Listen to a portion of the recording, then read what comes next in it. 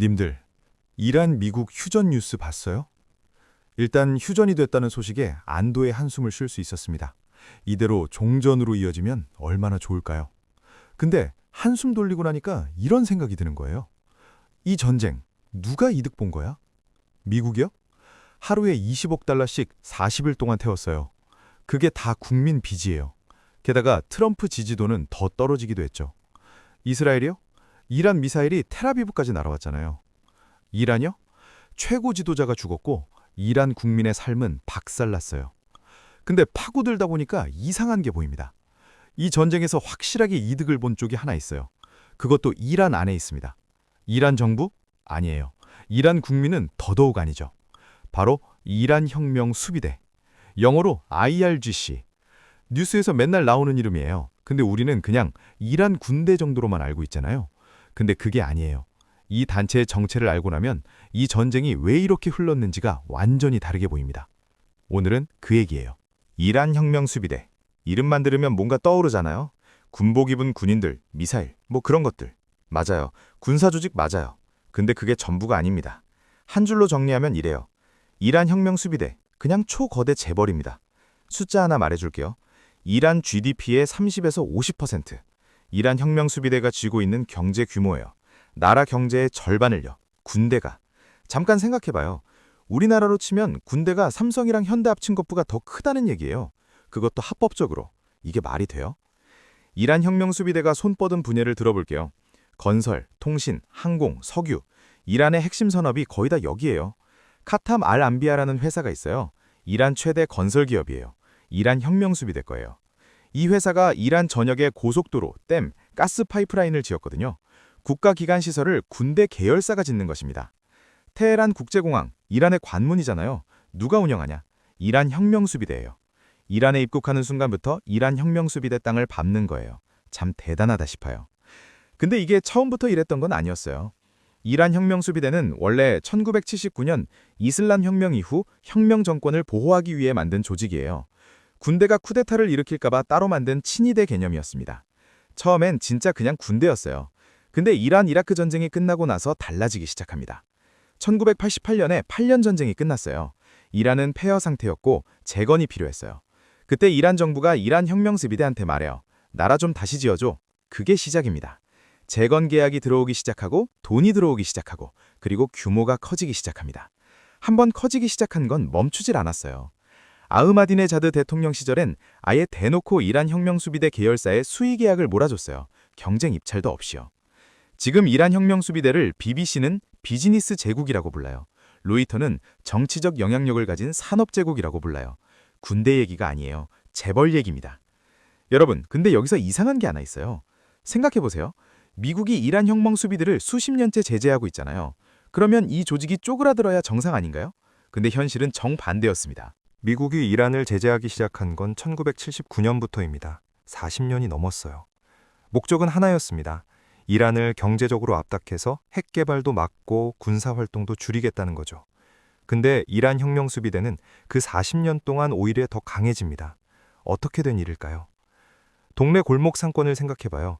잘 나가던 프랜차이즈들이 줄줄이 영업정지를 당했어요. 세입자들도 눈치 보느라 다들 나가버렸죠. 빈 가게가 늘어났어요. 그러면 그 자리에 누가 들어오냐? 아무 눈치 안 보는, 규제도 안 받는 사람이 들어와서 독점을 합니다. 이 구조랑 똑같아요. 미국이 제재를 강하게 할수록 이란에서 사업하던 외국 기업들이 떠날 수밖에 없었어요. 총대 매기 싫으니까요. 유럽 기업도 나가고 아시아 기업도 눈치 보고 그 빈자리에 누가 들어왔냐? 이란 혁명 수비대예요. 외국 자본이 빠질수록 이란 경제는 이란 혁명 수비대에게 장악되어집니다. 더 아이러니한 게 있어요. 제재가 강해질수록 이란의 합법적인 금융 채널은 막히게 됩니다. 일반 기업들은 해외 송금도 못하고 수출도 못하고 사업이 쪼그라들어요. 근데 이란 혁명 수비대는요? 반대입니다.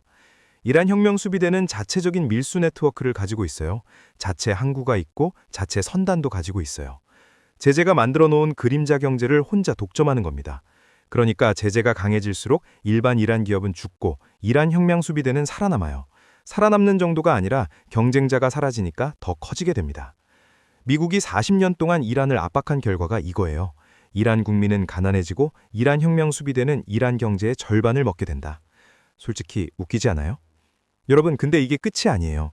이란 혁명 수비대는 이란 안에서만 돈을 버는 게 아니에요. 밖으로도 돈이 흘러요. 그것도 아주 정교하게. 자, 질문 하나 할게요. 이란은 달러를 쓸 수 없어요. 국제 금융망에서 잘려 있거든요. 근데 뭔가를 사려면, 뭔가를 움직이려면 결국 달러가 필요합니다. 이란 혁명수비대는 이 달러를 구할 수 있었을까요? 답은 나왔습니다. 미국 금융범죄 단속 네트워크, 핀센이 2025년에 공식으로 발표한 내용이에요. 2024년 한 해 동안 이란 그림자 금융망을 통해 움직인 돈 90억 달러예요. 90억 달러.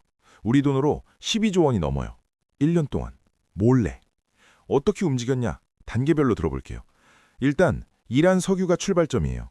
이란 혁명수비대가 배정한 석유가 그림자 유조선에 실려요. 국제 레이더망이 잡히지 않도록 위치 추적 장치를 끄고 다니는 배들이에요. 전 세계에 320척 이상이 있습니다. 이 배가 홍콩 앞바다에 도착해요. 이 석유를 납품받은 업체는 거기서 홍콩에 등록된 회사들의 대금을 지불해요. 셰토 인터내셔널, 쉘프 트레이딩, 아미토 트레이딩. 이름도 그럴싸합니다. 근데 이 회사들 실제로 아무 사업도 안 해요. 직원도 없고 사무실도 없고 인터넷 검색해도 아무것도 안 나와요. 서류상으로만 존재하는 유령 회사들이에요. 왜 홍콩이냐? 홍콩은 회사 등록이 쉽고 정보 공개 의무가 약하고 그리고 중국 본토 금융망과 연결돼 있어요. 이란 돈을 섞어서 출처를 흐리기에 딱 좋은 환경입니다. 이 돈이 다시 이란에 가까운 두바이로 흘러가요. UAE 두바이의 사라프 환전소들입니다. 이란계 환전업자들이 수십 년째 운영해온 신뢰 기반 네트워크예요. 여기에서 돈이 달러로 바뀌어요. 리알도 아니고 홍콩 달러도 아닌 진짜 미국 달러입니다. 재밌는 거는요. 그 달러가 어디로 가냐? 바로 미국 은행의 환거래 계좌로 들어갑니다. 잠깐요. 이게 무슨 말이냐면 이란 혁명 수비대 돈이 최종적으로 미국 금융 시스템 안으로 들어온다는 거예요. 제재를 받는 조직의 돈이 제재를 건 나라의 은행 안으로 들어가는 겁니다. 미국이 이걸 몰랐을까요? 설마요. 핀센이 직접 분석해서 발표한 거잖아요. 알고 있었던 거예요. 근데 막지 못했어요. 구조가 너무 정교하게 설계돼 있어서요. 그리고 미국으로 들어간 그 돈으로 뭘 샀냐? 여기서부터가 진짜 불편한 얘기예요. 2022년 가을이에요. 우크라이나 전쟁 한창이던 때예요. 우크라이나군이 러시아군 드론을 격추했습니다. 수거해서 분해해봤더니 이상한 게 나왔어요. 이란제 드론이었어요. 모하제르 6. 러시아가 이란한테 드론을 사서 우크라이나 공격에 쓰고 있었던 거예요. 그럴 수 있죠. 근데 그게 다가 아니었어요. 이 드론을 뜯어봤더니 안에서 미국 부품이 나왔습니다. 뉴욕 브루클린에 있는 회사 제품이었어요. 잠깐 정리해 볼게요. 미국이 이란을 제재하고 있어요. 이란은 러시아에 드론을 팔았고 러시아는 그 드론으로 우크라이나를 공격했어요. 근데 그 드론 안에 미국 부품이 들어있었던 것입니다. 이게 미 법무부가 직접 기소한 사건이에요. 공식 기록이에요. 어떻게 된 거냐? 이란 회사 라흐 로슈드가 있어요. 이란 혁명 수비대 계열 드론 제조사예요. 이 회사는 미국 부품이 필요했습니다. 드론 서버부터 전자부품들이요. 근데 이란 회사 이름으로 미국 기업한테 주문을 넣으면 바로 걸리잖아요. 그래서 UAE의 유령 회사를 만들었어요. 이름도 그럴듯한 회사예요. 거기다 벨기에 기업 이름을 살짝 비튼 스푸핑 이메일 주소까지 만들었습니다. 미국 기업 입장에선 그냥 유럽이나 중동 회사가 주문 넣는 것처럼 보이는 거예요. 이란으로 가는 줄 모르고 미국 기업은 납품했습니다. 아니면 몰랐던 척 했거나. 부품은 UAE를 경유해서 이란으로 들어갔어요. 드론에 장착됐고 그 드론이 러시아로 팔렸어요. 러시아군이 우크라이나를 공격하는 데 쓰여진 것입니다. 미국, 이란, 러시아, 우크라이나 공격. 미국의 무기가 미국의 동맹국을 공격한 상황이 된 거예요. 이거 말이 돼요? 근데 이 구조 사실 갑자기 생긴 게 아니에요. 원형이 있어요. 그것도 40년 전에. 그리고 그 원형을 찾아가다 보면 여러분이 아는 이름이 나옵니다. 자, 잠깐 40년 전으로 가볼게요. 1980년대입니다. 이란 이라크 전쟁이 한창이에요. 미국은 공식적으로 이란을 적으로 규정하고 있었어요. 근데 그 뒤에서는 이스라엘을 통해 미국은 이란에 몰래 무기를 팔고 있었어요. 이게 나중에 터진 게 이란 콘트라 스캔들이에요. 그 자금을 처리하던 창구가 있었어요. BCCI, 국제신용상화은행. 1972년에 파키스탄 금융인이 만든 은행이에요. 룩셈부르크에 등록하고 런던에 본사를 뒀어요.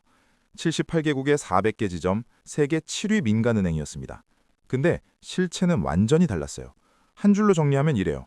CIA, 마약 카르텔, 테러 조직, 독재자들이 공통으로 쓰던 결제 창구. 아부니달 테러 조직도 마누엘 노리에가도 사담 후세인도 여기 계좌가 있었어요. 어떻게 이게 가능했냐? 독자적인 핵심 기술이 있었습니다. 하나의 거래를 여러 나라, 여러 법인으로 쪼개는 거예요. 룩셈부르크에서 보면 런던 것만 보이고 런던에서 보면 카라치 것만 보이고 어떤 수사기관도 전체 그림을 볼 수 없게 만들어 놓는 겁니다. 국경이 방패가 되는 구조예요. 1991년 결국 들통났어요. 7개국 규제당국이 동시에 급습해서 폐쇄당했어요. 20억 달러가 사라졌어요. 어디로 갔는지 아무도 몰라요. 뉴욕 검사는 이걸 세계 금융 역사상 최대 은행 사기라고 불렀습니다. 근데 여기서 여러분들도 잘 아는 한 명의 이름이 나옵니다. 제프리 앱스타인. 이 시절 앱스타인은 이란에 무기를 중개하던 사우디 브로커 아드난 카슈크지의 자금을 처리하는 역할을 했어요. BCCI 은행이 그 창구였습니다. 법정 선서 증언에 나온 내용이에요. 앱스타인은 이 시절 BCCI 은행이 어떻게 작동하는지를 몸으로 배웠습니다. 여러 나라의 유령 회사를 만들고 거래를 쪼개고 추적을 불가능하게 만드는 기술을요. BCCI는 1991년에 무너졌지만 그 기술은 사라지지 않았어요. 배운 사람들이 살아있었으니까요. 1991년 BCCI가 무너졌어요. 세계에서 가장 더러운 돈을 세탁하던 창구가 닫혔습니다. 근데 이상한 일이 벌어졌어요. 그 직후 두 곳에서 동시에 비슷한 구조가 생겨나기 시작해요. 그중 하나는 앱스타인입니다. 앱스타인은 버진 아일랜드와 버뮤다에 자기 버전을 만들었어요. 유령 회사들을 여러 겹으로 쌓고 그 안에 자산을 숨기는 구조예요. BCCI 은행이 했던 방식 그대로예요. 그리고 다른 하나가 바로 이란 혁명 수비대였습니다. 1988년에 이란-이라크 전쟁이 끝났어요.